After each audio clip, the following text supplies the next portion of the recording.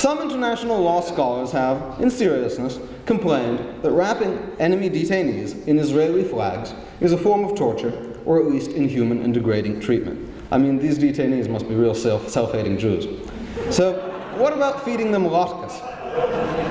Surely a symbol of the victory of the hated Jews would not be digested too well by the detainees, especially if by chance they happen to be Syrians. Indeed, one might argue that it would be forcing them to participate in the religious practices of their foes, a gross insult and probably a violation of Geneva Convention Article 3, prohibiting outrages upon personal dignity, in particular humiliating and degrading treatment, and probably the religious protections in Article 34 of the Third Geneva Convention and Article 38.3 and 93 of the Fourth Geneva Convention. However, this argument cannot stand. The status of latkes is controlled by the Supreme Court decision in County of Allegheny, the court's most recent and definitive pronouncement on potato pancakes. It suggested that the latke is a cultural, not a religious food. See County of Allegheny versus ACLU, 492 U.S. Reporter, 573, footnote 26. Noting the custom to serve potato pancakes or other fried foods on Hanukkah. What about Hamantaschen? Surprisingly, no court has ever ruled on its status. It has managed to entirely escape judicial scrutiny. We thus have what lawyers call a cake of first impression. How will today's court rule on its status? Well, as the first Hispanic justice, Benjamin Cardozo, said, prophecy, however honest, is generally a poor substitute for experience, and so lawyers must analogize from precedent. So if Hanukkah is cultural, Purim is cultural a fortiori, as lawyers would say, or kal v'ha'omer, as the Talmudists would say. Hanukkah involves a miracle, while God isn't even mentioned in the Book of Esther. So on this score, both torts are not torturous. But that brings us back to torture. Could the administration of latkes or hamantaschen count as torture? Let us try, as some jurisprudents urge, to look to original meanings. Hamantaschen means pockets filled with Haman. Isn't it weird? Esther and Mordecai saved the Jews, and they don't even get a condiment named after them. Haman, he gets honored with a treat. Who names a pastry after their enemies anyway?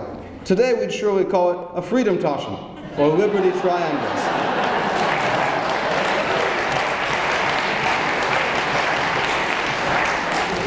But of course the point of calling it Hamantaschen is that we're devouring Haman.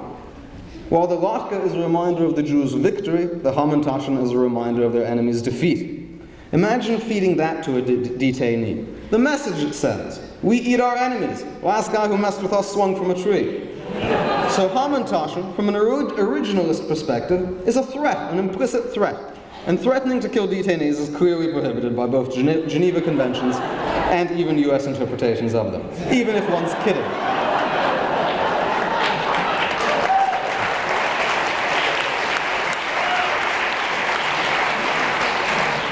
See 18 US Code, Section 230, 42A sub D. So maybe Hamantaschen are out. What about latkes? Well, as you know, the administration has interpreted the international law prohibition on torture quite narrowly. It has to result in or cause pain comparable to death or organ failure.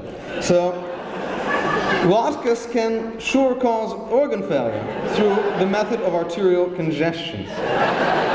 Indeed, why would a detaining power feed prisoners these oily menaces, if not to kill them? Surely, latkes are the edible equivalent of rubber hoses. So both latkes and hamantaschen look bad under international treaties governing the treatment of detainees. But what about customary international law? Customary international law is a source of international law as important as treaties. Where, you may ask, does customary international law come from? According to the natural law tradition, it comes from God. According to the statute of the International Court of Justice, law professors get to make it up. See Article 38, 1 sub D, listing as a basis for determining rules of international law the teachings of the most highly qualified publicists of the various nations.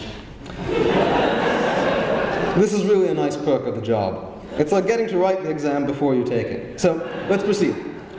Let us look to the behavior of countries, which is where we must start as a doctrinal matter. Not one single nation has rejected the use of latkes or hamantaschen. Indeed, one state, Israel, vigorously and repeatedly uses hamantaschen in a variety of contexts, and this has resulted in no objection from other nations. Thus, following conventional principles of customary international law, if we see state practice without express objection, we assume the other nations have acquiesced and Hamantaschen have taken on a legally permissible character. I would reinforce this conclusion and end by appealing to the other great source of customary international law principles relied on by law professors, my personal view of the good. Hamantaschen all the way, I think, right? Especially with almond paste filling. Or poppy. Gotta love poppy.